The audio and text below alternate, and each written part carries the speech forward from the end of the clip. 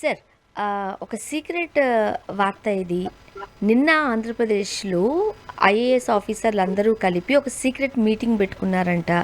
రాబోయే ఎన్నికల్లో ఖచ్చితంగా కూటమి ప్రభుత్వం ఓడిపోయే అవకాశాలు ఎక్కువగా కనిపిస్తున్నాయంటూ ఒక చర్చలు లేకపోతే వాళ్ళందరూ మాట్లాడుకున్నారంట. ఏంటి సార్ ఈ గూడు పుఠాని? ఏమై ఉంటదంటారు? సో అనగా బేసిక్ గా ఒక ప్రముఖ దినపత్రికలో కూటమి ప్రభుత్వానికి వ్యతిరేకంగా ఐఏఎస్ ఆఫీసర్లు కావచ్చు, కీలకమైన అధికారులతో కూడుపుటాని జరుగుతుంది. దీని వెనకాల గతంలో జగన్మోహన్ రెడ్డి గారికి అనుకూలంగా ఉన్న ముద్రున్న అధికారులు, విశ్రాంత అధికారులు దీనిలో కీలక పాత్ర వహిస్తున్నారు. అంటే ఒక రకంగా కుట్రపూరితంగా వ్యవహరిస్తున్నారని అర్థం వచ్చేట్టుగా వార్త మలిచారు. నేచురల్ గా ఏం జరిగిందో మనకు తెలియదు కానీ ఈ వార్తను సారాంశంగా చూసినప్పుడు ప్రభుత్వం కొన్ని ఆందోళనకరమైన పరిస్థితిలో ఉన్నట్లు లెక్క. అంటే చాలా కాలం క్రితం ఇందిరాగాంధీ గారు ప్రైమ్ మినిస్టర్గా ఉన్నప్పుడు ఆ రోజు కాంగ్రెస్ పార్టీకి వ్యతిరేకంగా కమ్యూనిస్ట్ పార్టీ ఉండేది. చాలా కీలకమైన ప్రశ్నలు లేవనెత్తినప్పుడల్లా ప్రశ్నలకి ఆమె సమాధానం చెప్పదు. మీ వెనకాల చైనా ఉంది అంటుంది. అంటే చైనా కూడా కమ్యూనిస్ట్ పార్టీ కంట్రీ కాబట్టి సంబంధం ఉండదు. అంటే దీని వెనకాల ఏదో కుట్ర ఉంది అని మాట్లాడేసి అసలు విషయాన్ని పక్కకు పెడేస్తారు. ఇప్పుడు అట్లాంటి కోణం ఏమన్నా ఇదే అర్థం కాదు. ఎందుకంటే కుట్ర ఐఏఎస్ ఆఫీసర్లు ఎందుకు చేస్తారు? లేదా ఇంకా 40 నెలల పాలన ఉంది, 39 నెలల పాలన ఉంది, అంటే 60 నెలల్లో 30 సింహభాగం ఇంకా పరిపాలన ఉంది. రేపు 29 ఎవరు గెలుస్తారో ఎవరు గారితో తెలియదు. ఇట్లాంటి సిచ్యువేషన్లో ఐఏఎస్లు కుట్ర చేయాల్సిన అవసరం ఉంది. కుట్ర చేస్తే వచ్చే ఫలితం ఏంటి? రెండోది, గతంలో పనిచేసిన ఐఏఎస్ ఆఫీసర్లు చెప్తే ఇప్పుడు పనిచేస్తున్న ఐఏఎస్ ఆఫీసులు వినేస్తారా? అంత అమాయకుల? ఎందుకంటే విశ్రాంత అధికారులతో ప్రజెంట్ అధికారులకు పని ఉంటుందా?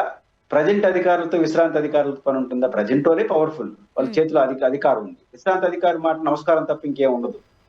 సో ప్రైవేటు బయట విశ్రాంత అధికారులు మాట వినేసి ప్రభుత్వానికి వ్యతిరేకంగా కుట్రలు చేయాల్సినంత అవసరం ఐఏఎస్లకు ఉండదు. అయితే ఇక్కడ ఒక అనుమానం ఏమొస్తుంది? ఐఏఎస్లో కొంత నిర్లిప్తత, కొంత అసహనం, కొంత నాన్ కోఆపరేషన్ అక్కడక్కడ ఉన్నట్టుగా పత్రికా వార్తల బట్టి మనకు తెలుస్తుంది. దీనికి సహేతుకమైన రీజన్సే కనిపిస్తున్నాయి.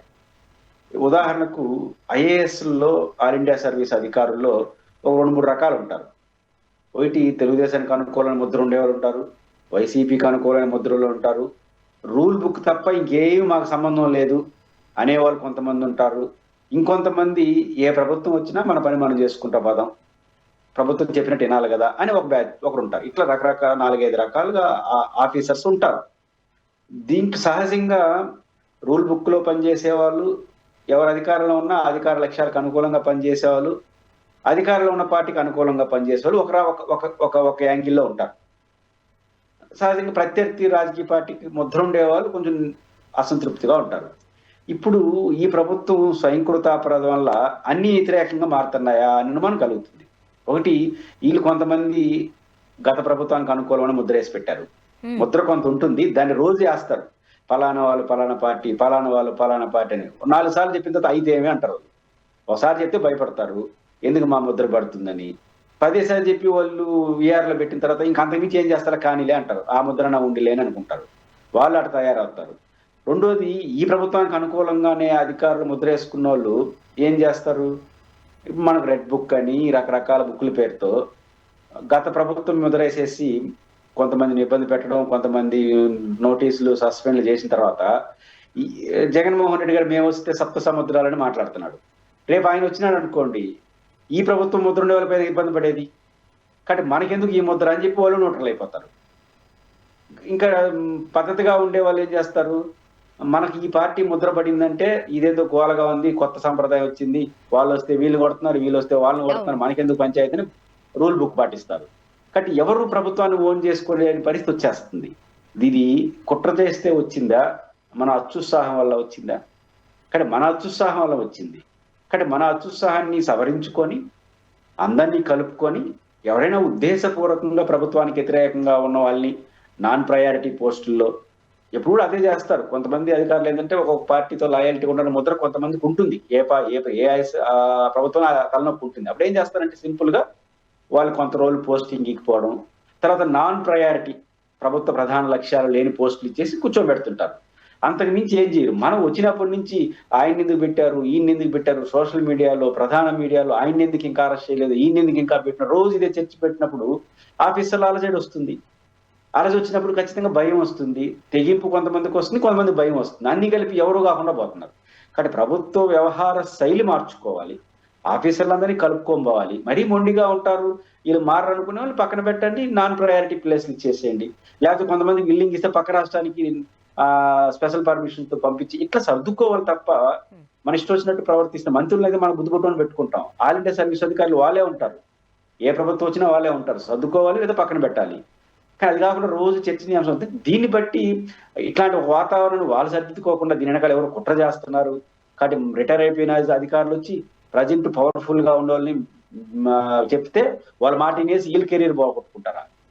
కాబట్టి ఉలిక్కిపాటు అంటే నేను చెప్పాను కదా!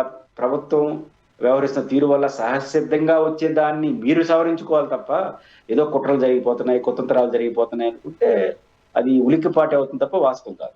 సార్ మరీ ముఖ్యంగా ఒక ప్రభుత్వం మారుతుంది అని అంటే ముందుగా తెలిసేది ప్రభుత్వ అధికారులకి.